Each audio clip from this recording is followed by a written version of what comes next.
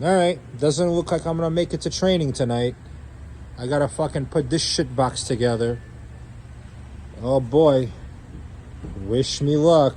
Update. We're an hour and a half in.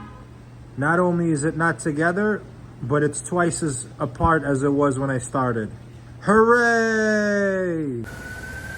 3.5 hours from start to finish, and she's all set up.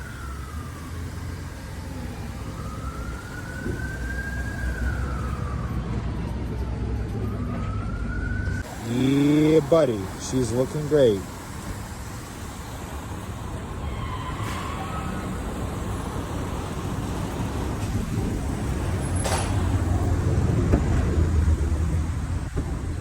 Very nice.